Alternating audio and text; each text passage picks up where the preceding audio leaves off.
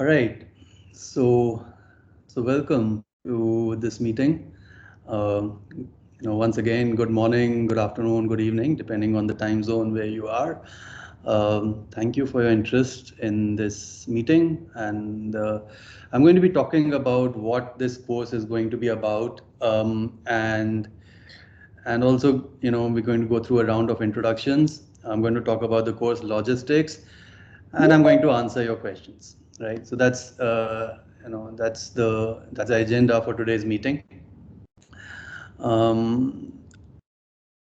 right. So let's get started. Maybe I can start with my short presentation on what this course is going to be about, and then we can do a round of introductions. All right. Okay. So let me try sharing my screen.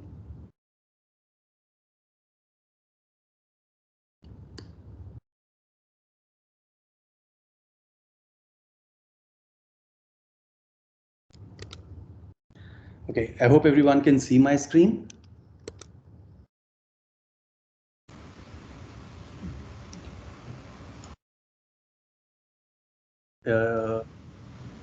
Yes.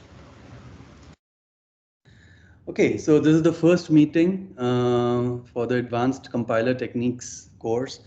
This is a course offered at IIT Delhi. There are two courses that are kind of the precursors of this course. One is the compiler design course, and one is the compiler optimization course. And this is more like a research course, a special topics course, we call it at IIT Delhi. Ideally, you should already know about compiler design and compiler optimization before you take the course. But if you have not taken a formal course, that's okay. There are some topics that you will have to catch up on, and the details are available on the web page. So I guess the first thing I want to say is that there's a web page. I guess I forgot to put that on my slides. The URL is iitd.github.io/col874.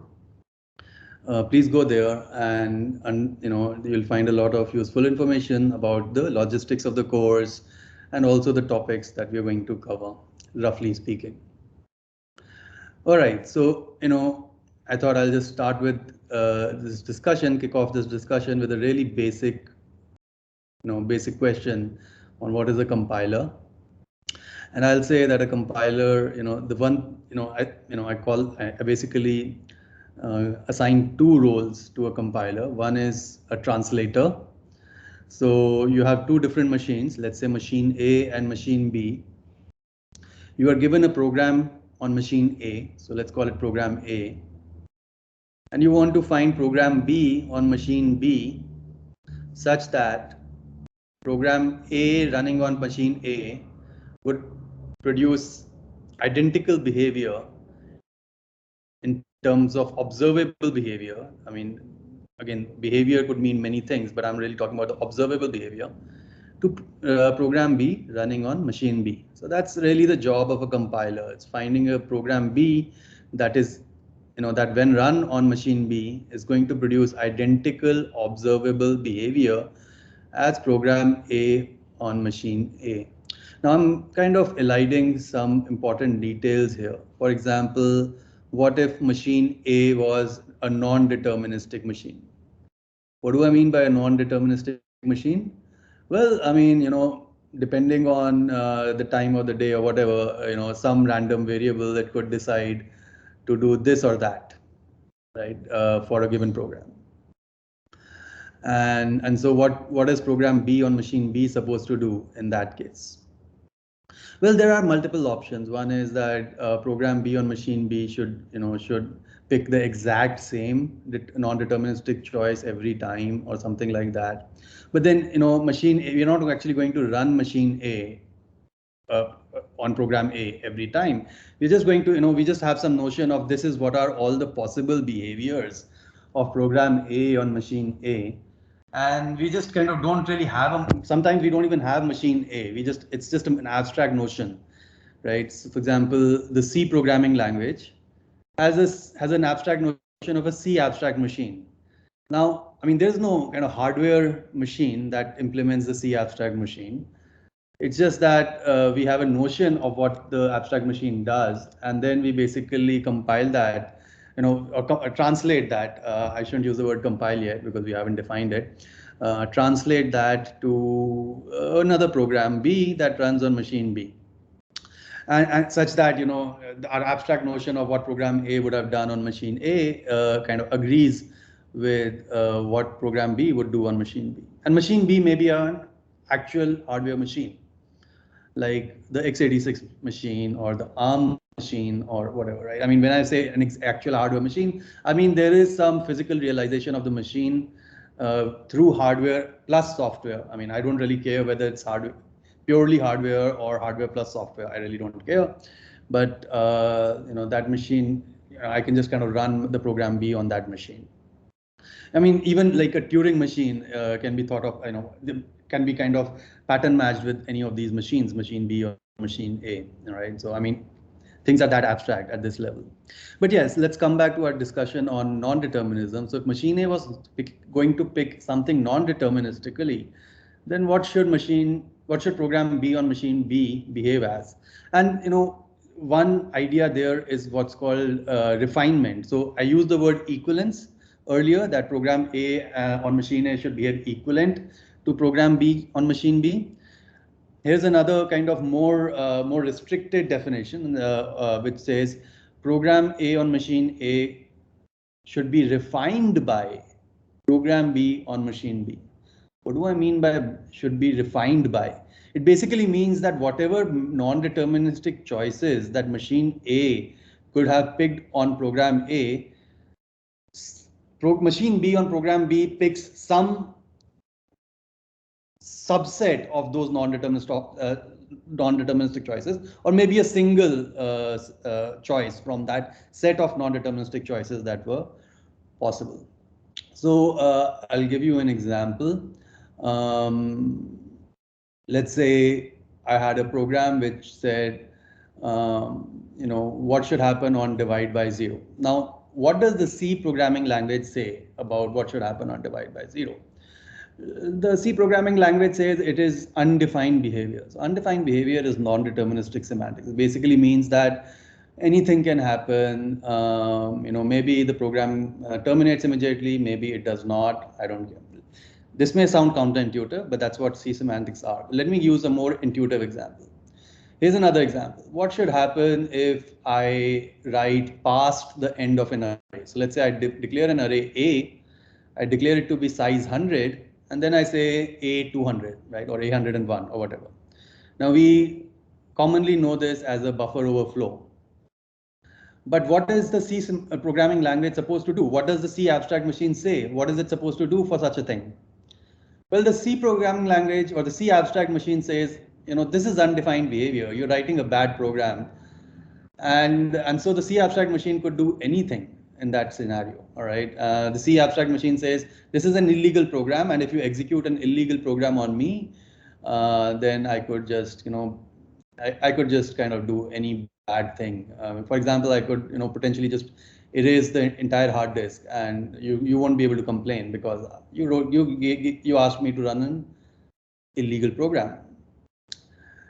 But when we compile it down to some real hardware like x86 or something like that, then if the programmer had this kind of problem in his or her code, which is writing beyond the limits of the array, then the compiler plus the machine chooses some choice among all those possible things that it could have done.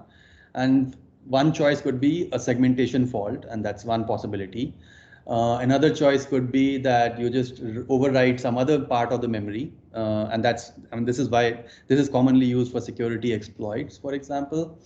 And so the point I'm making is that whatever choice the compiler plus the machine B made, was just one of the choices that machine A was allowed to make. And so this kind of thing of narrowing down the non-determinism to either a single choice or a set of choices is called refinement. And so when I'm using the symbol here, which is the triple, triple bar, like it equals with a bar at the bottom, I'm using it for like it's an overloaded symbol. I'm using it both for equivalence and for refinement.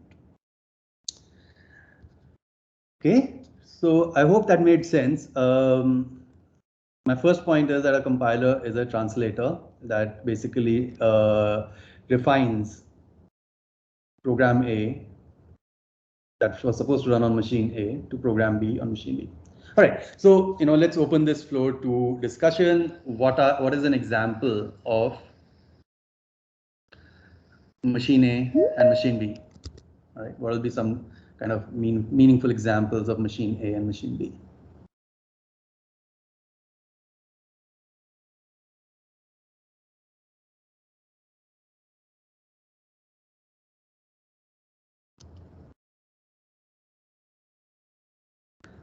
Okay, yeah, and it'll be nice if there's some participation.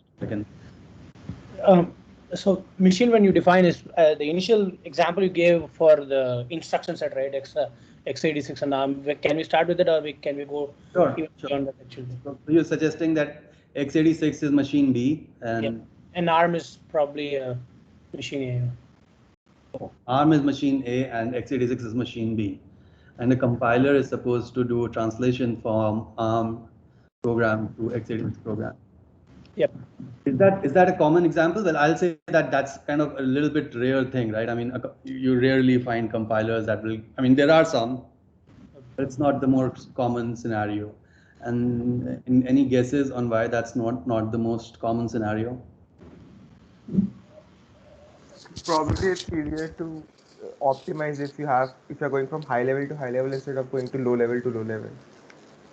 Because it might be difficult to combine instructions and then figure out what pattern is happening rather than having a pattern with you and then just expanding it out to low level things. Sure. So yeah, it's harder to optimize if you're going from ARM to x86, which probably is low level to low level. Anything else? Even so machine A could be an unoptimized program and machine B could be an equivalent optimized program, right? The same machine, by the way. That's what you're saying, right? Yeah, kind of. But again, I think it fits into the definition of equivalence, right? That's how we want two equivalent programs to be, right? An unoptimized program equal to an optimized program, right? Yeah, I mean, look, I've not really used the word optimized or unoptimized yet. I'm just saying that it's a translator. Maybe it optimizes, maybe it doesn't optimize, maybe actually makes it slower. That'll be my second point, okay? But for now, I haven't used the word optimization at all, right? So let's not, so I'm suggesting that there are some other kind of main important reasons that kind of dictate the choice of machine A and machine B, right? One reason has already been given, which is that it's easier to optimize if machine A is at a higher level of abstraction than machine B. We need to understand what is higher level and lower level later. But roughly speaking, ARM and x86 look like they're the same level of abstraction. C and x86 look like C is a higher level abstraction and x86 is a lower level abstraction, and things like that. But so how about portability? Like, I mean, and a program running on a machine A, right, would still require some kind of translation to run it on a machine B. Like maybe two different compilers, two different. I mean, I already have a program running on a machine A, and I want to run it on machine B, right? In a practical scenario, say for example, a very old programming language, I want to convert it to a modern programming language. Maybe. Sure. But you're coming up with some kind of corner case example, right? I mean, what's a more mainstream example here? What's the most mainstream? Yeah. Machine A could be like abstract machine, like defined by any language. Let's pick anyone's favorite language. Let's say C++. So C++ has this standard. It has an abstraction which it provides to the programmer. Says that okay, when you write this code, this is how it's supposed to behave, and that's what defines machine A. And then you have the exact hardware, right? And it has its own ISA semantics, which is machine. Yeah, I mean, So C abstract machine to x86 machine, or Java virtual machine. It's a very well-defined machine with very well-defined semantics. Actually, there are interpreters that implement the Java virtual machine. To, let's say, the ARM machine, right? There are compilers that basically compile it to ARM for your smartphone, for example. So these are some examples that are very widespread, right? And you will see that there is a pattern, right? I mean, and I think we have already kind of alluded to it, that there's a higher level and a lower level, and things like that. But more importantly, I mean, why is this choice being made? Well, very kind of fundamentally, one abstract machine is easier to program, the other abstract machine is easier to execute. Okay, Java virtual machine or C abstract machines are easier to program, easier for humans to kind of see and understand what's going on, right? x86 easier to execute because it's just a bunch of sequence of instructions, one after another. The circuitry that's required to implement or execute that program is much easier for x86. If I was to develop a hardware machine for Java or something like that, people have tried that, but it's harder. All right, the circuitry will be more complex, it'll take more power, things like that. Okay, so this is basically the typical setting of a compiler where you'll have machine A, which is easier to program, and machine B that's easier to execute. All right, now my question is it always possible to find program B? I mean, it's not guaranteed, right? For example, let's say I give you a custom ISA which has no subtract instruction whatsoever, and now your code has a subtract instruction, and you do not have any other way of, kind of brute forcing a subtract in some other way. Then in that case, you're limited to what machine B provides. So it's not necessary that machine and machine B should have the same capabilities. As long as your instruction set is Turing complete, then it shouldn't be a problem. Like even the move instruction is Turing complete in x86. So yeah, so as long as it's Turing complete, it should be always possible to find program B. It may not be the most efficient program. So for example, the example used was the subtract instruction, and then it becomes a problem. Or maybe, a more kind of real example is floating point. So maybe machine A has floating point instructions available. Machine B doesn't even have floating point. So what do you do? Well, you can still, as long as machine B is Turing complete, you can always simulate floating point in software and so on. So as long as machine A and machine B or as long as machine B is Turing complete, I guess anything that can be run on machine A can be translated to machine B, though not with the ideal performance, as was as pointed out through the subtract example. The other interesting thing here is again non-determinism. All right. So what if machine B had different non-deterministic semantics from machine A?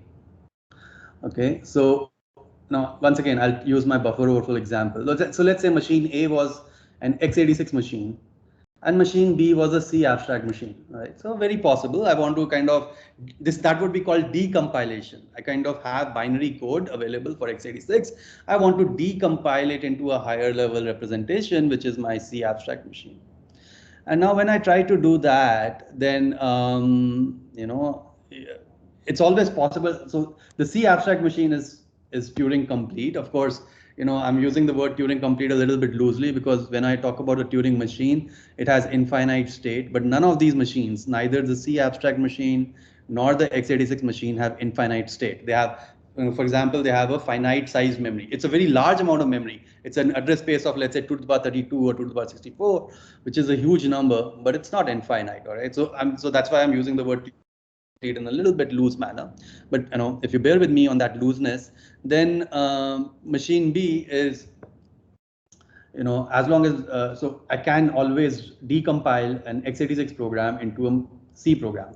But we all know that it's a very difficult problem to decompile. I mean, to kind of get the higher level representation of the original C program from the x86 program. It's much easier to go the other way around, but it's very hard to kind of from a binary code get the source code back. Okay. And so what's going on there? One is, of course, I can convert it into a C program, but that C program is going to be kind of very different from the original C program, likely that the programmer may have developed, things like that. The other thing is, of course, about non-determinism. So for example, the C program, the C abstract machine has different non-deterministic semantics. For example, if you do something, if you make an access that is beyond an array or something like that, the C abstract machine just says, oh, anything can happen. Whereas machine A had a very specific thing that could have happened. Machine A is the x86 machine, which is maybe it overrides the next variable after the array. And so how do I simulate? How do I make sure that the program B on machine B defines program A on machine A? Well, I'll have to do harder. I'll have to work harder to simulate that determinism. In that case, machine A would be more deterministic than machine B. And in which case I have to simulate that determinism. I can't just, for example, use a memory access just like that. I have to check whether it's within the bounds. If it's within the bounds, I just use a memory access in C, which is the star operator. And if it's beyond the bounds, then I have to kind of simulate what the x86 machine would have done for that particular memory access. I just can't. I mean, it's not the same. It's not the same behavior. It's not going to be a refinement if I do star on x86 and if I do an memory access on x86 and just simulate it with a star on C. That's not going to be good enough because C's star, the dereference operator, has more non-determinism than the memory access instruction on x86. Right. So to summarize the discussion, it's always possible to translate as long as the machine B is Turing complete, but the translation may look very different from what you would have imagined it to be or what the original program might have been and stuff like that. And so typically we are mostly interested in machine A being the higher level representation, and machine B being the more executable lower level representation. Machine A having higher non-determinism and machine B having relatively lower non-determinism. Now, even when I talk about ARM and x86, right, I kind of get into these issues. For example, there are some instructions in ARM for which there is no x86 counterpart, and vice versa. There are some instructions in ARM that have higher non-determinism than x86, and vice versa. And so all these problems kind of make it harder for doing harder to do this kind of translation. Okay. So what is a compiler? I mean, from the point of view of a translator, a compiler is basically a function that maps points in the set of programs in machine A to points on set of programs on machine B. So I can kind of draw a set as a Venn diagram, set of programs on machine A, and then similarly there's a set of programs on machine B, and this is the yellow lines are basically indicating the mappings, and this is a many-to-one function, right? Because it's possible that many programs on this in the set of C programs, for example, map to the same program by the compiler to the x86 program. Make sense? So is it an onto function? By onto, I mean, is it a function that, is it true that for every program on machine B, there exists a program on machine A such that the compiler maps it to that program? Right? Is there, for every program prog B on machine B, does there exist a program prog A on machine A such that prog A is compiled to prog B? Not necessarily. All right. For example, let's say on x86 we have some special instructions like some vector operations or something. So maybe my abstract machine does not really support those kinds of operations. So I will never generate code which uses those instructions. Now I just found a program which uses these vector instructions, which does not have a counterpart in machine A. So it's not necessary. Okay, thanks. Any other thoughts on this?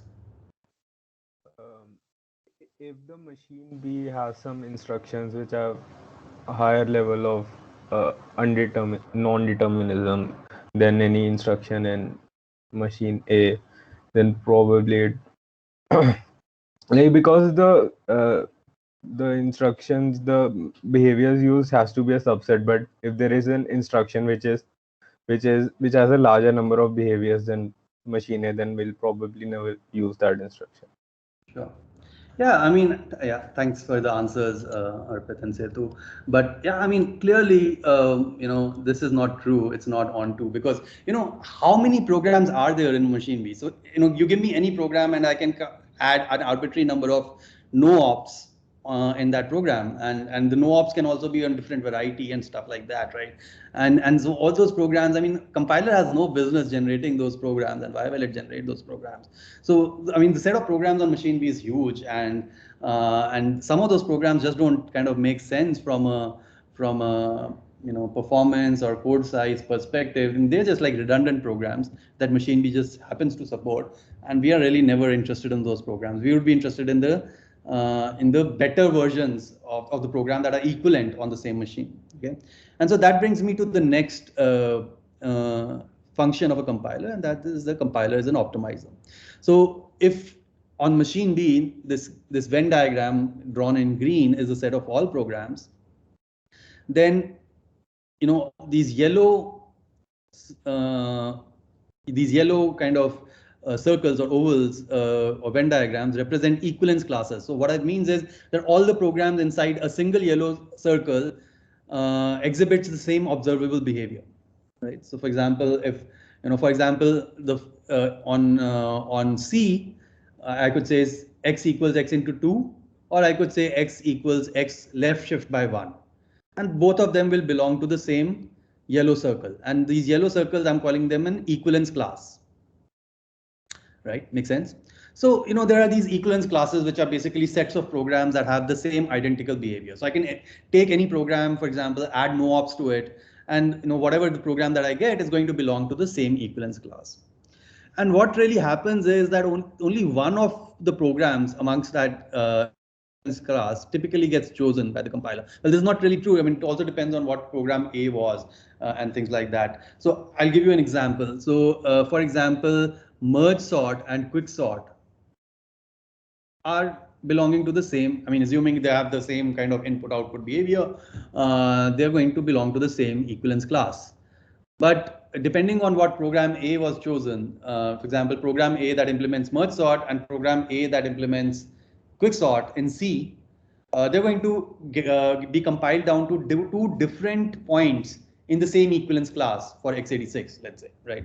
And so, it's so for a given program, there's only one point. For a given program A, there's only one program B belonging to an equivalence class that's chosen by the compiler, and I'm kind of denoting that with this X here.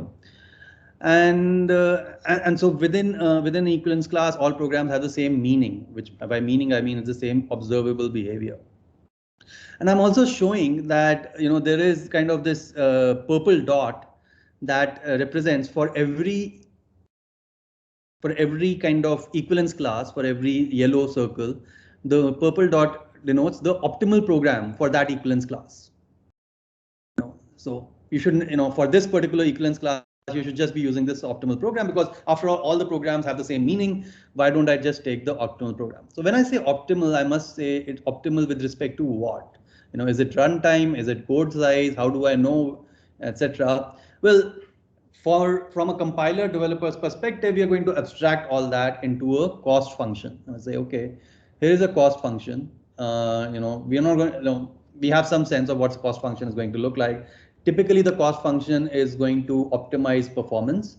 Sometimes people use the cost function to optimize code size. Some people talk about energy and power. Oftentimes, when you optimize for performance, you are typically also optimizing for energy. And so, those are not kind of mutually kind of different exclusive goals. Sometimes when you're optimizing for code size, you are sometimes kind of, add loggerheads with your goals on performance. So, some of these things are kind of very consistent with each other, such as performance and energy. Some of them have slight differences here or there, but the most important criterion that people use for optimization is actually performance, which also includes energy. And so there's an optimal program with respect to the cost function, that whatever you chose. And the point of this kind of Venn diagram here is that oftentimes the program that is chosen by the compiler is not the optimal program that exists. And that's what, so in other words, although I'm calling the compiler an optimizer, it's really not an optimizer in the kind of, in the sense of the word that optimization is used. It's more like, it tries the best effort improvements. It kind of keeps trying a little bit and tries to get as close as possible to the optimal program, but oftentimes it's actually pretty far away from what the optimal program is. Sometimes it is, the optimal program and the program chosen by the compiler are the same, in which case, the compiler has done a great job, but most of the times I'd say that's not the case. Okay, any thoughts on that? Okay. Yeah. Just a question. How would we be able to understand if the compiler has been able to effectively convert all the programs in the most optimal fashion or not? All right. So the question is, can I have some way of determining whether the compiler has actually, given whatever the compiler has given me, how close is it to the optimal? Is it the optimal or not?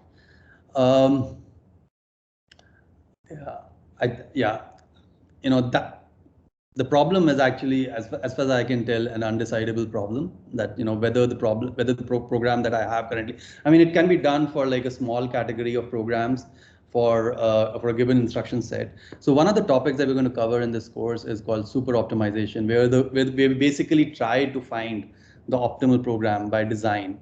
And people have shown varied degrees of success with super optimization. But one thing that people have really shown is that for small programs like just basic acyclic arithmetic computation. So what people do is, here is a small program. Let's say it's a program that multiplies by 2, or it's a program that computes the signum, the mod function, or something like that, right?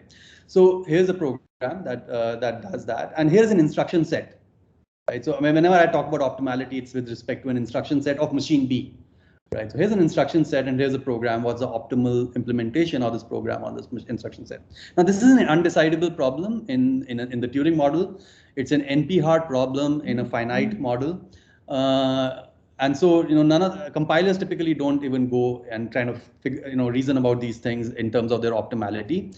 But in the research world, what people have done is that they will basically do some kind of search, the simplest being a brute force search on all the possible programs for that given instruction set, and which one is the smallest. And that also answers your question. Whatever, if the compiler is giving something, is it kind of, I can again do a brute force search and see what's the smallest program that I could have found to do the same thing, and did what the compiler gave me, is it the same as the smallest program I could have found? And there've been some very interesting papers in this space from a research standpoint. But as you can imagine, these search-based operations for an NP-hard problem is not going to be something that you want to use in your edit debug loop as a developer. These are kind of more fancy things that are currently being used in special scenarios and also being actively researched upon by researchers. Okay, thanks for the question. Let's move on. Okay, so my first question is, do we have good translators? Well, maybe we do. Once again, we already kind of found counterexamples. So we have good translators from higher level representations to lower level representations, but we are pretty bad to get at kind of doing the other way around, or even at the same level. So when I talk about translation from, let's say, ARM to x86, an example that was used earlier, that's called binary translation, because you're kind of translating from one abstraction to another. And the kind of quality of code that you generate using binary translators is much poorer than the kind of quality of code that could have generated direct translation from the higher level representation. And so, and if I talk about decompilers, the situation is even less pretty, right? Because if you look at a decompiler, the kind of stuff that it emits is kind of really hard to read, far, typically very far removed from what the original program would have been in the higher level representation if you had written it from scratch and stuff like that. So do we have good translators? Well, in one direction, yes, which is higher to lower, because that's the easy direction. You're going from more non-determinism to less non-determinism, going from higher level semantics to lower level semantics. When I say higher level and lower level, I guess I need to define that in a little bit more kind of, more concrete way. A higher level representation to a lower level representation typically means that when one operation in the higher level representation translates to, on average, greater than one operations in the lower level of representation. For example, if I think about a function call in C, a function call in C is a single operation, but it translates to 4 or 5 different operations on the x86 machine. For example, you got to save the caller save registers, you got to do the caller, you got to save the return address, and you want to do the jump, and then things like that. So there are 4 or 5 things that you have to do to get from one operation in C to one operation in x86. On the other hand, if I want to get from one operation in x86 to one, if I want to do the translation in the other way down, so then you would typically find on average. So once again, I'm sure you can find counterexamples, but I'm just using an average notion of what is higher level and what is lower level. When you go the other way around from x86 to, let's say, C, you would find that there is almost a one-to-one correspondence between what an x86 operation does and what a C operation corresponding operation does, right? So very roughly, right? I've already given you counterexamples related to non-determinism and stuff like that, but that's what typically higher level and lower level means. Let me take another example. So a higher level language like TensorFlow, just in case you're aware of TensorFlow, is a machine learning platform that basically gives you really high level operators, right? For example, they have operators which will operate on entire matrices, like matrix multiplication. Well, that's just one operator in TensorFlow. But what it translates to, when I kind of compile it down to C, it translates to lots of different instructions, right? So that's why I call higher level is TensorFlow, lower level is C. Whereas if I want to go back from C to TensorFlow, I would typically find that whatever I was able to do in C, similar number of operations, I can do it in TensorFlow, something like that. Right? Of course, they are meant for totally different things and stuff. So this is not, this is not a precise discussion, but that's what higher level and lower level means. And yes, we have good translators from higher level to lower level, but not the other way around and things like that. Any thoughts on this, or can I move on? Okay, great. And do we have good optimizers? And the answer is definitely no. Okay, this is actually a big problem because what people have, we really don't have good optimizers. So if you look at the Venn diagram that I had in my previous slide, most of the times what the compiler is generating is far away from what the optimal solution is. And we are doing all right. So I guess my second question is, so if we don't have good optimizers, how have we been managing, all right? And so the common approach that people have used over the years is, okay, let's design machine A so that it's easy to program. So for example, I would design the C abstractions such that they're easy to program, or I'll design the Java abstractions so they're easy to program. Some languages take a more extreme view where they say, oh, I only care about ease of programming. I really don't care about performance. Some languages like C take a more kind of performance-oriented view. Some languages like C++ take a more kind of middle view, which say, okay, I also care about ease of programming and I also care about performance. So they would carefully design machine A so that it is easy to program. And while designing machine A, they will also co-design machines A and B so that it is easy to translate and optimize. Okay, so for example, machine B could be your hardware machine. Let me just use x86 as an example. So, whatever x86 supports, I want to kind of, keep my machine A as close as possible so that, the translation is really easy. Plus, the optimizations are kind of obvious and things like that. And so that's where things are going, have been going. Just to give you another example.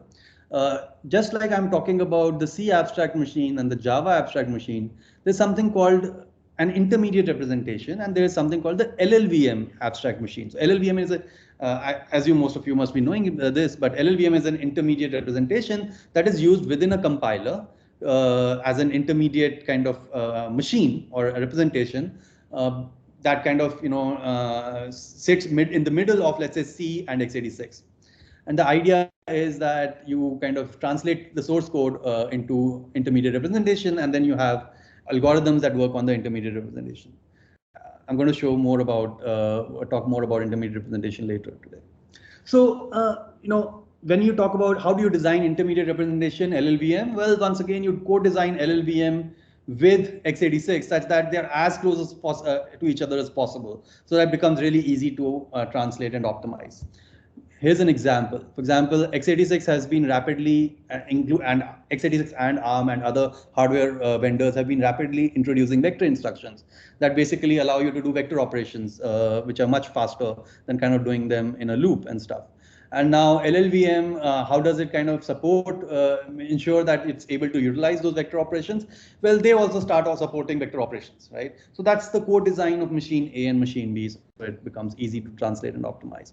And once again, when I look at point number 1 for LLVM, I design machine A, which is machine LLVM, so that it is easy to program. When I say easy to, but typically people will not program LLVM directly, but it should be designed such that it's easy to translate to LLVM from the higher level representation, maybe C or C++ or something like that.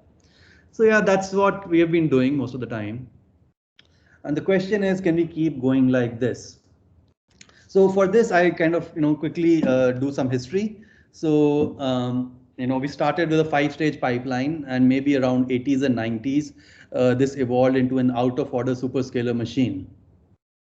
And what that out-of-order superscalar machine did for us, and it did it very effectively for over couple of decades, if not more, is that the abstractions of the machine still remained the same, although internally the machine was really intelligent. It could do out-of-order scheduling and stuff like that. It could do things in parallel, and that parallelism was called instruction-level parallelism.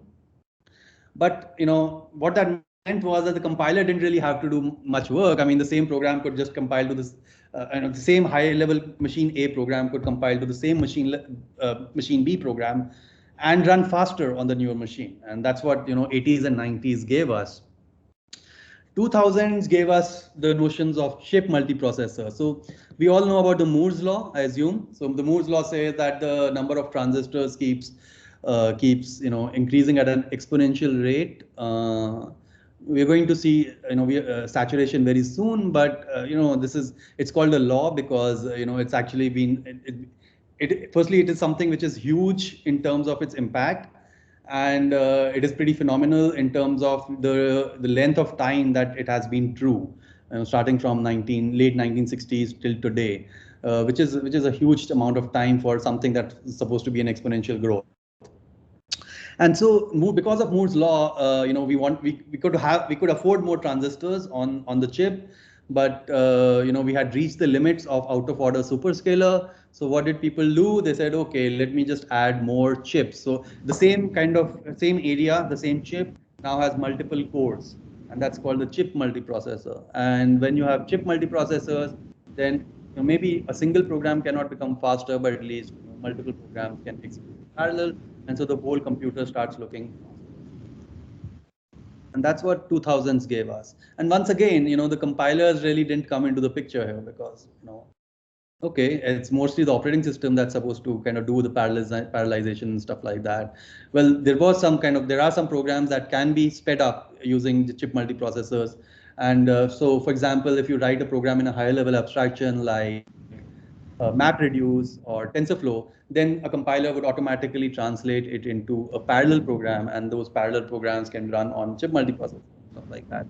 So yes, there was a lot of there was compiler work in kind of these domain-specific areas like machine learning or distributed processing, but that's what it was mostly. Is there a question? Because I hear some noise. All right, so in 2010s, we are moving more towards accelerator-based design.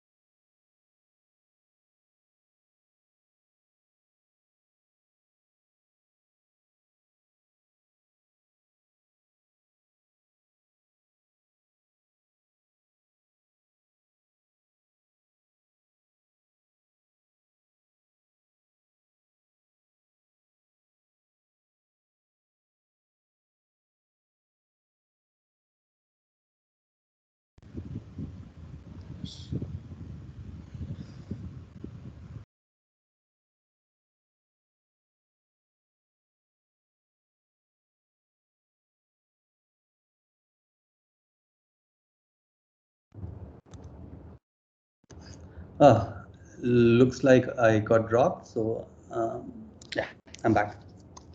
All right. So what are some examples of programming languages?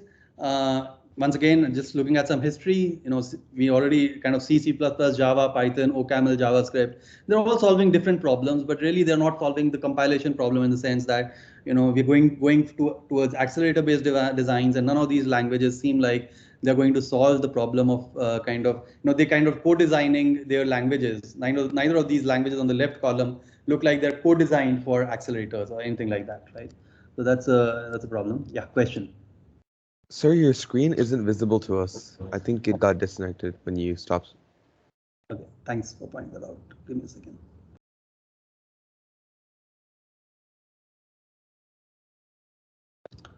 All right. Yeah, I guess it should be fine now. Okay, great. Yep. So yeah, I mean, the language on the left-hand side really don't have any kind. You can't really say they've been co-designed with accelerators and stuff. The languages on the right-hand side, which are domain-specific languages or DSLs, are being designed so that they are more kind of consistent with the hardware that's being built. Things like TensorFlow, Halide for image processing and array processing, Lustre for synchronous programming, synchronous data flow programming, MapReduce for distributed processing.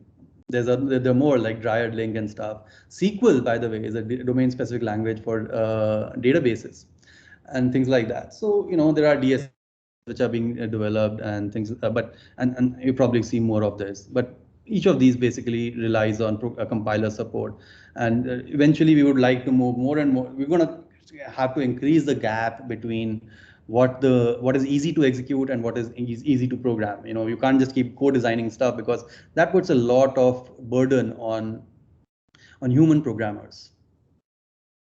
So overall, this is what I think the research landscape looks like. Architects can move much faster. They have so many ideas. They can do accelerators. They can do really kind of asynchronous designs and stuff. But they kind of held back by this happy looking slow moving turtle, which is representing compiler and programming language folks, because if they can't move fast enough, then all the ideas of architects are just not being realized, because you can build the most fancy chip with the most fancy abstractions and instruction set, but if you have to program it by hand, then nobody's going to use it. And so PL and compiler folks really need to help out in that space. And so you have a sad looking architect held back by these PL and compiler folks. And so what is the compiler problem? The compiler problem is the programming languages are becoming more and more advanced in the terms of like they're becoming higher and higher level, and they want to become even higher level. So that becomes super simple for human programmers to program. You may have heard a lot of buzz about low-code platforms, no-code platforms, and things like that. I mean, people just want to make programming a really accessible thing for everybody. It is true. It's gradually becoming true, at least for non-performance critical stuff. But even for performance critical stuff, programming should be much easier than what it is today.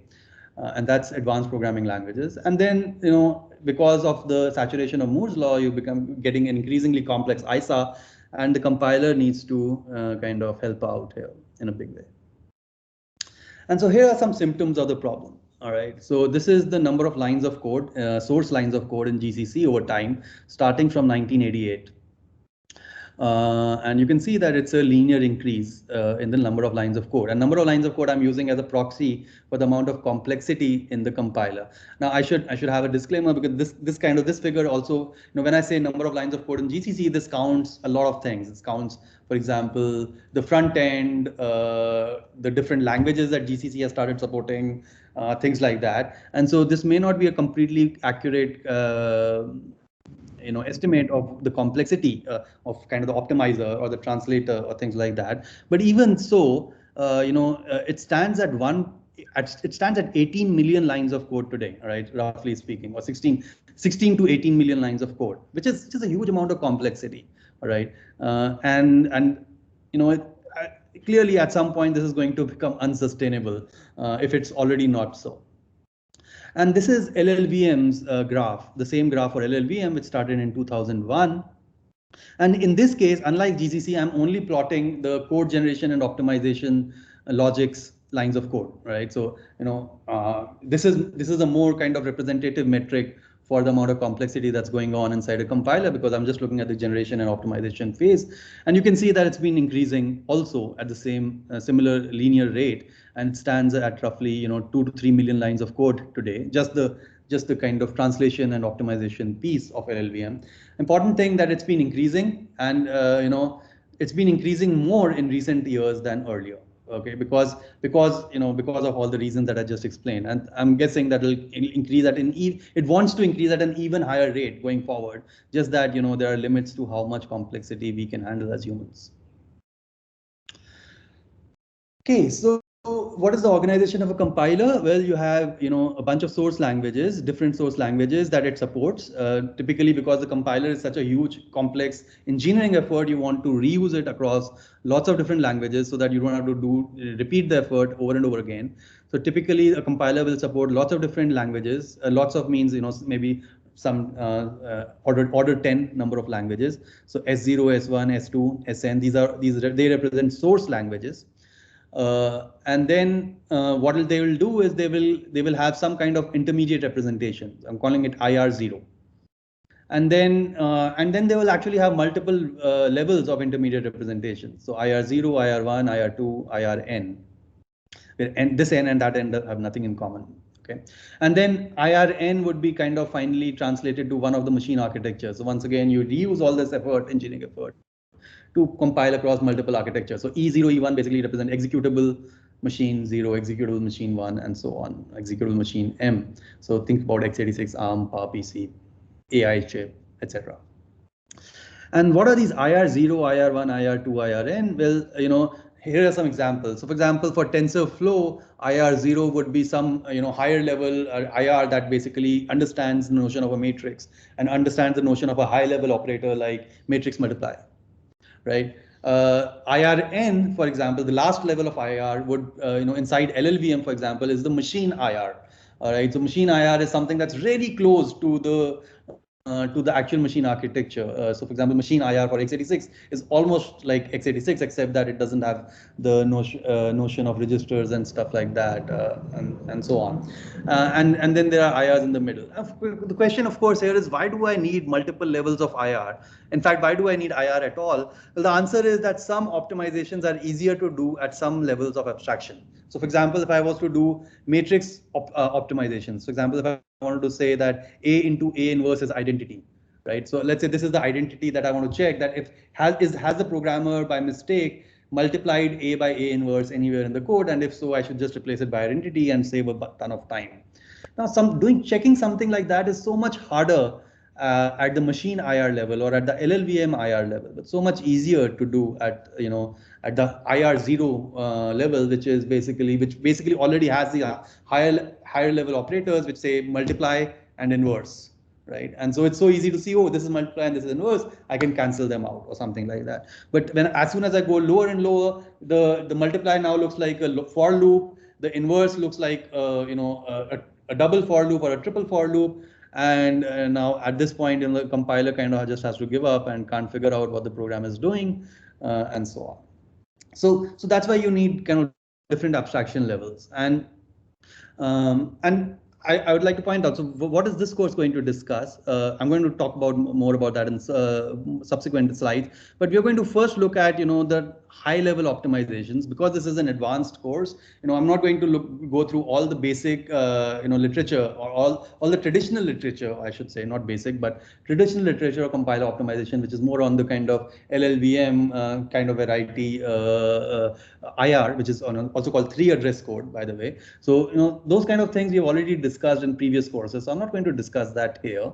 I'm going to discuss more advanced approaches, like things that would operate directly on arrays and matrices and things like that. So that is the domain of polyhedral transformations. And then I'm also going to discuss some very kind of subtle things about LLVM at the level of LLVM and stuff, which you will also find hopefully interesting. Okay, so some common abstraction levels: machine ISA. IRN is, these are the lower layer IRs. So for example, I haven't listed machine IR here, but if I go higher than that, then there's LLVM, GIMPL for GCC, and so on. If I go even higher level, then I have MLIR. MLIR has various dialects, and some of them support higher level operations like matrix multiply. This is the kind of popular thing these days about optimizing machine learning workloads for neural networks and stuff. So MLIR and TVM are two examples. There are more custom IRs, for example, for things like distributing processing, such as MapReduce or Dryadlink. There's more custom IRs, for example, SQL for databases. So people have been doing query optimization for decades for databases. And they also rely on some kind of IR where they do all this query optimization logic. That's also a very high level of IR, and then, of course, the highest level abstraction is the source language itself. And there also, there are different levels of abstraction. For example, C is a different abstraction from C++. I'd say C++ is a higher level abstraction of C. TensorFlow is a higher level abstraction of all these things, and so on. So what is this course going to do? This course is going to talk about polyhedral analyses. We're not going to go into the full detail, and we're not going to do the full depth and the full breadth of polyhedral analysis, but I'm going to do enough that would probably give you a very good introduction and idea of how polyhedral analyses work, what are the kind of algorithms that go into doing polyhedral analyses, and what kind of assumptions are underlying such analyses in compilers for compiler kind of analysis. The reason I picked polyhedral analysis is because it's a high level analysis, and it is, the kind of transformations it produces are actually very consequential, although for a narrow category of programs.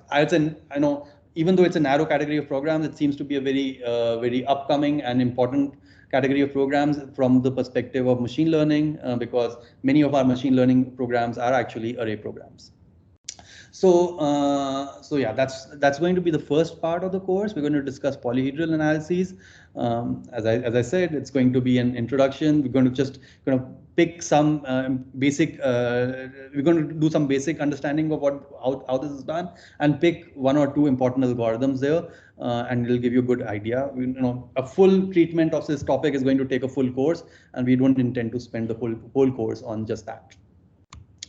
The second topic I'm going to pick is, non-determinism due to undefined and unspecified behavior in LLVM.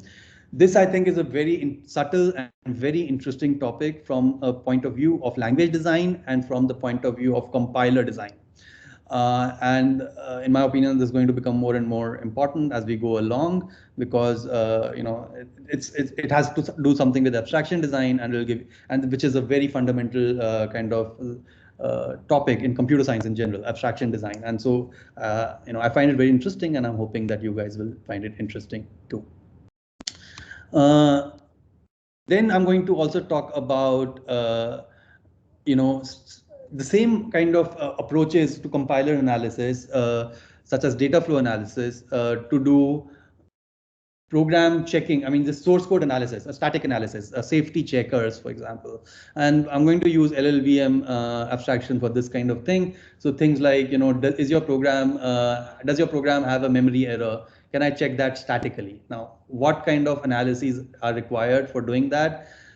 These analyses are going to use your prior knowledge on data flow analysis. So if you don't know data flow analysis, you should either reconsider going ahead with the course, or you should read it up. There are lectures, videos available, including my own lecture videos that you'll find linked on my webpage.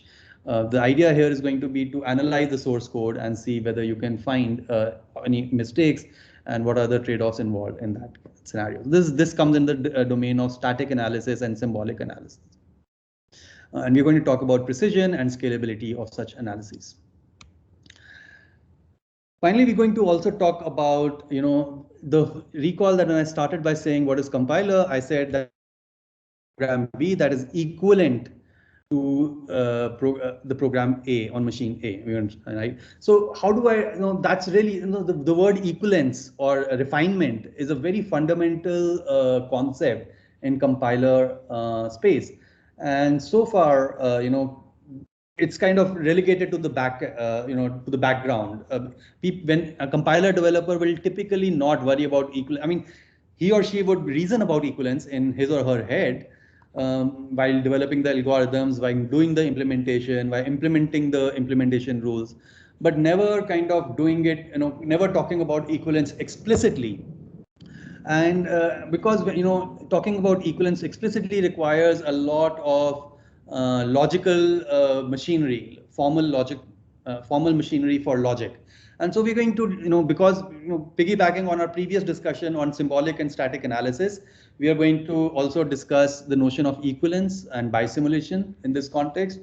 And in this context, I'm also going to talk about super optimization, because once you are able to do equivalence and bisimulation proofs automatically, then you can also kind of change the architecture of a compiler such that you can automatically start searching for program Bs, the implementations which are equivalent, because now you can just kind of guess some program and say, oh, is it equivalent or not, and give it to your equivalence checker. And you get a yes or no, and that would be an alternate design for a compiler compared to what we have today. And some researchers think, including me, that this may be a part of the solution to the big compiler problem that we currently have right now. And then I'm going to also the piggybacking on the discussion of bisimulation between C and, let's say, assembly x86. We're also going to talk about equivalence or bisimulation between C and a higher level functional language. So, for example, if you have an operating system written in a low level language like C, why is an operating system typically written in a low level language like C? Well, typically for performance, you want to hand optimize each and everything. If you write it in a high level functional language like, let's say, OCaml, then you don't trust the compiler to do the right thing, and small things can take a long time and stuff. So that's the state of affairs today in our world. Not a very happy state of affairs, because writing in C is so much harder than writing in a higher level functional language than OCaml. But at least we can do equivalence proofs between what's been written in C and what's been written in a high level functional language. So once again, I'm hoping that we can piggyback this discussion on our previous discussion on bisimulation and things like that. I should point out that I think this is a little bit of an ambitious agenda for the course. I think I'm trying to cover many topics, and each of these topics is a little bit quite technical, detailed, but let's see how far we can get. Okay, so these are the logistics of the course. We're going to meet every Thursday from 8 to 9:30 a.m. This was our first meeting, so we started on Monday. According to the IIT Delhi calendar, we are slotted during 8 to 9:30 a.m. on both Monday and Thursday. But we're going to do this in a flipped mode, in the semi-flipped mode at least. We are going to give you viewing material every week. These are going to be YouTube videos, and of course, associated reference reading material and stuff. And I will expect you to review those videos, potentially ask questions over email if required, if you want to, and then we're going to discuss that viewing material on that week's Thursday. Okay, and going to have discussion and question answers and stuff. And if you one thing I require, one thing I would really appreciate, because it's not like I will be lecturing during our in-person meetings, unlike today's meeting where I'm the one who's talking most of the time. It'll hopefully be structured more like a discussion, and so I would, that would be much appreciated if there's more discussion, especially given that we have such a diverse crowd here. Hopefully the discussions will be even more interesting. You would be expected to view the material and participate in the discussion for the Thursday meeting. And at IIT Delhi, we'll have online exams, and you can optionally take the exam too. We'll have to figure out the logistics, but yeah, that's how it's going to work. Okay, great. So yeah, I think I have taken a lot of time, so I want to stop here and take questions, and then we want to do a round of introductions. Yeah, like, can you please share the audit criteria if possible? You mean within IIT Delhi or outside? Yeah, within IIT Delhi. Audit criteria BNEG or above?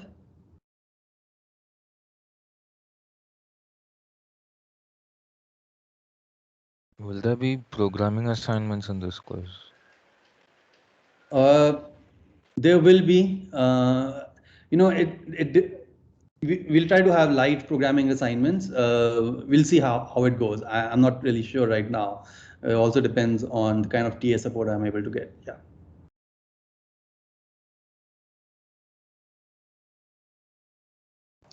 I have a question about one of the previous slides. Okay. You were showing a graphical representation of GCC and LLVM and how the lines of code changed. But in the graphical representation for GCC, in 2016, there is a considerable dip. Why would that come? And then the second question I have is, after 5 years of development, it then stabilizes again to the same level that it was at 2015. So why is that as well? Yeah, look, I'm no expert here, but as I said, GCC was basically, when I'm counting the lines of GCC, it counts a lot of stuff. For example, in the support for multiple languages and stuff. So I'm guessing, there was some kind of feature or functionality that was disabled here, and so that code was wiped out. But this steady growth is basically because of just the complexity of the optimization logic and stuff that's being added. So I really don't have an answer for the drop, but the steady growth is explainable because of the steady growth, complexity growth in the optimization part. Okay, thank you. Sure. So I have another question regarding one of your slides. If you could go back. Can you see my? Yeah. So where you explained that we could also have a scenario where a low-level language could be translated to a higher-level language. So is there any example of such products? I understand binary translator or the regular compiler, which usually does translation from high level to low level, but yeah, I used the example of a decompiler, right? So you'll find some decompilers available, available online in the market or whatever. But there are pieces of software which are called decompilers, and they're supposed to So they're not super successful, I would say, but they're present. Yeah. So that would be an example. But how do you do it even, because you have many, if you do from high to low, then one high level statement can represent multiple assembly statements, for example, multiple lines of assembly code. But if I just have one line of assembly code, how do I even know Yeah, so first of all, the fallback always is that one line of assembly code can always be represented using some combination of multiple source code statements, but that's not going to be very useful. Typically, these decompilers do pattern matching, so they would kind of pattern match a bunch of assembly instructions and give you one instruction. But of course, there are limits to how much pattern matching you can do and how many patterns you can have, because the assembly code can be free form, and sometimes you won't fail to find the pattern, and so that's why it's a hard problem. Yes. Okay. Thanks.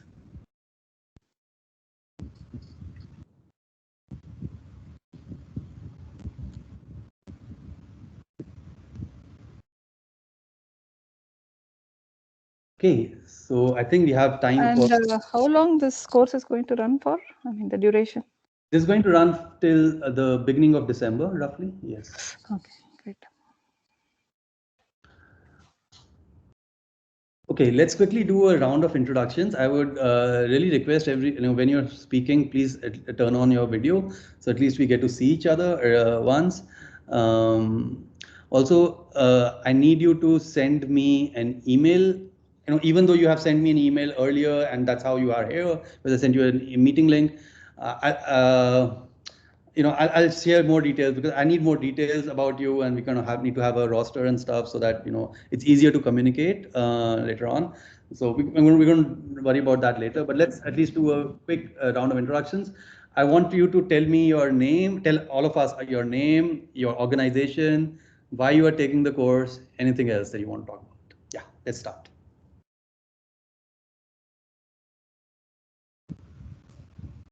So let's start alphabetically, maybe, so I can see Adarsh. Yeah. Hi everyone. I'm Adarsh. I'm a final year undergraduate at NIT Surathkal. I'm interested in compilers. I took a course of compiler design at NIT Surathkal, and I liked it a lot. And I thought I'll take this to learn more about it. Yeah. Thanks.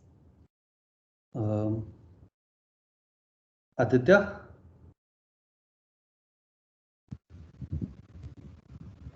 Hello everyone, my name is Aditya. I'm a final year undergraduate student at IIT Delhi, and I'm taking this course to learn more about polyhedral analysis and symbolic execution, advanced compiler techniques. Thanks. Akanksha?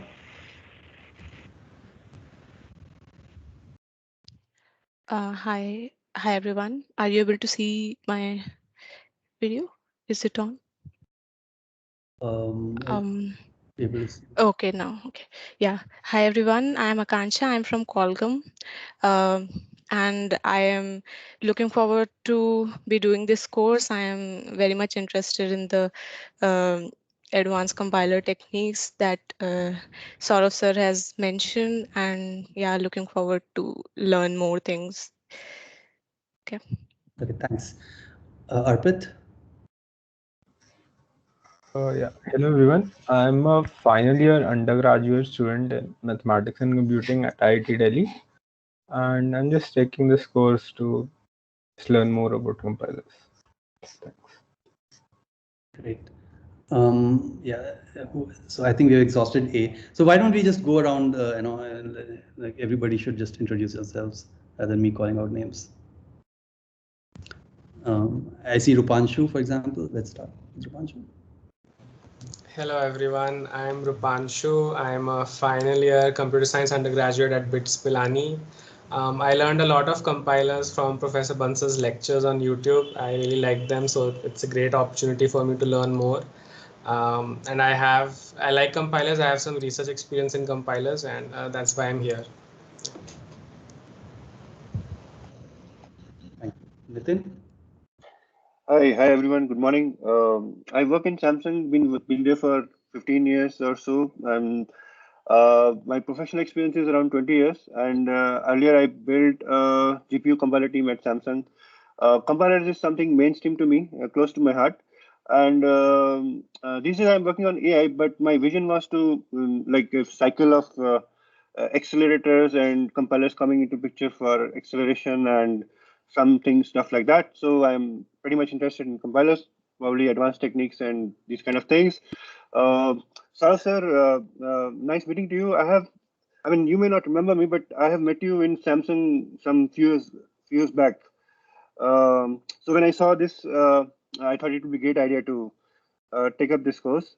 And I think, you know, there is a Stanford online course, open course in compiler, right? I tried that, but I thought this would be more interactive. So probably I look forward to join this course. Yeah. Okay. Thank you. Thanks, Nitin. Good to have you here. Yeah. Thank you. Thank you.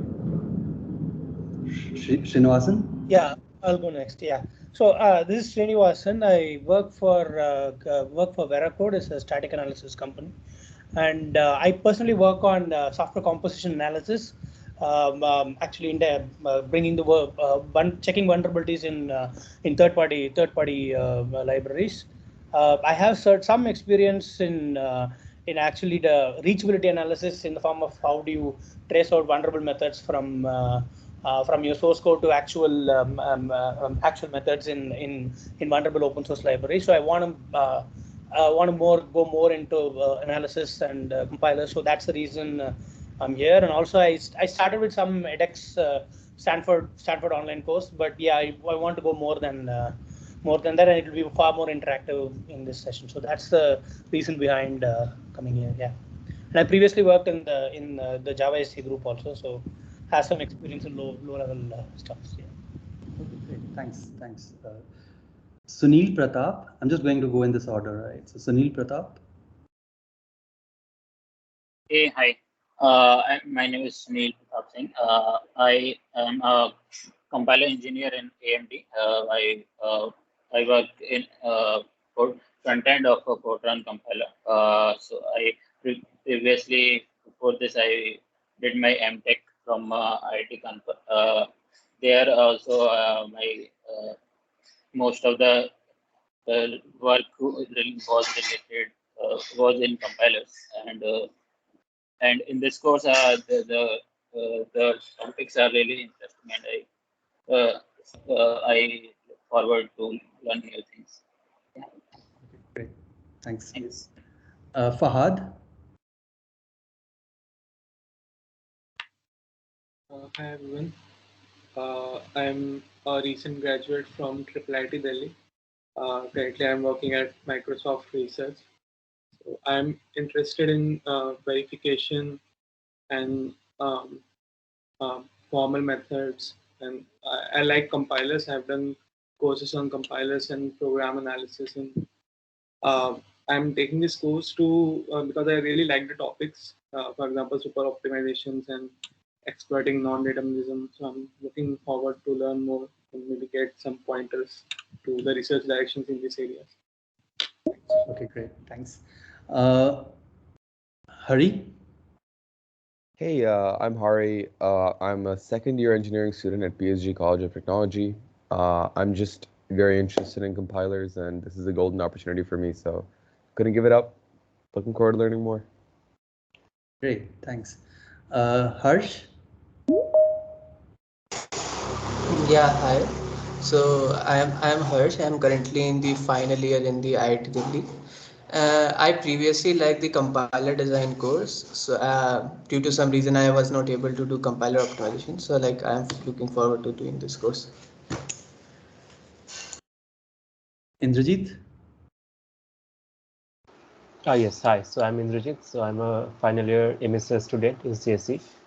And I've been already working on compiler, and I already wanted to work on compiler for my first year. So I took all the compiler courses, and this is just a completion of that course. And I'm also working on equivalence and research in that field. So it's kind of the perfect match for that research field also. So hoping forward to complete that compiler based course, I guess, in my entire course in IIT Delhi. Okay, great. Jay? Hi, so my name is Jay, and I'm a fourth year student, computer science student at IIT Delhi. And I also did the compiler design and the compiler optimization courses in the last year, and I really love those courses. So I thought that it would be good for me to take an advanced course in the same. So looking forward to the same. Great. Jingbo? Hi, I'm Jimbo, and I'm from University of Southern California. And basically, I'm working on formal verifications, but I don't have many experience on the compiler optimizations, so I'm quite interested in that. And I saw the post on Twitter, so I emailed you, and I tried to learn more things about compiler optimizations. That's why I joined this class. Okay, great. Thanks. Nitin?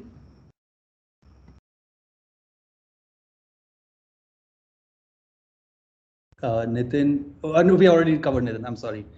Yeah, so Pankaj?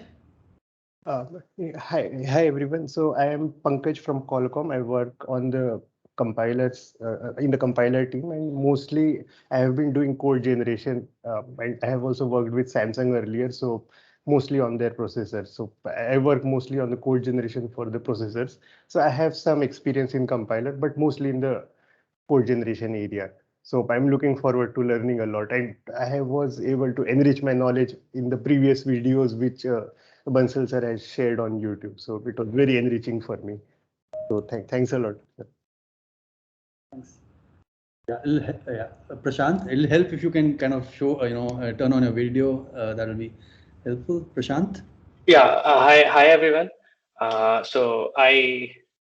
completed my master's from IIT Delhi last year, 2020. Now I'm working at Qualcomm as a machine learning compiler engineer over there. So I've dealt with frameworks like MLIR, Glow. I'm looking forward to this course for the polyhedral techniques that the course is offering. Yeah. So yeah, that's it. Thanks. Ritik?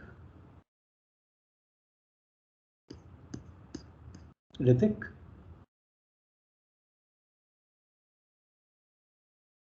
Maybe, okay, all right. Rohini? Oh, I can see that Ritik's mic is unmuted. So Ritik, do you want to continue?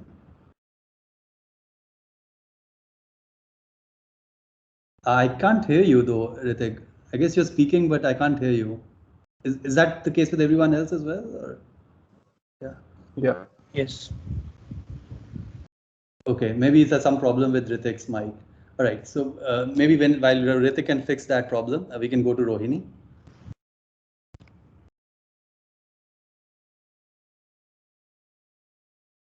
You're mute. You're mute. Hi, my name is Rohini, and I've been working on compilers throughout my career. I worked in multiple companies in India before I moved to the US. I worked in CDAC and then Hewlett Packard there. And currently, and then after coming to the US, I live in California. I have worked in Intel, the ICC compiler, and then later on I moved to multiple startups that were trying to build a machine learning accelerator. And I came across Bansal sir's videos on YouTube, and they're really very good. So I feel very fortunate to be joining this course. And I have worked pretty much on every part of the compiler, and I really like the optimizer part and also the code generation parts. So yeah, very happy to be part of this course. Thank you. Thanks, Rohini. Sandeep? Yeah, hi. My name is Sandeep. I'm a PhD student at IIT Delhi. So I did the compiler's basic course, and that was really good. So I'm just here to learn the more advanced topics on compiler and see how it can fit into my research at IIT Delhi or later on. Thanks. Sayam? Hi, I'm Sayam. I'm a final year CSE student at IIT Delhi. I previously did the compiler design course and really liked it, and so wanted to continue forward with compilers. So I took this course. Okay, great. Who are we missing now? Setu? Hi everyone, my name is Setu. I'm a final year EC student at IIT Delhi, and I took the compilers course offered by Dr. Piyush Kedia last year. So I really fell in love with this topic, and I wanted to learn more about this. Okay, great. Saurabh Singh Tomar? Hi everyone. I hope you guys can hear me. Hey, my name is Saurabh. I work at Qualcomm in their compilers team, and I have previous experience in compilers front end and the back end stuff, and more lower level stuff. So my objective of attending this course is to get familiarized with the middle end part in the optimization part. Okay, great. Thank you. Thanks. Weber?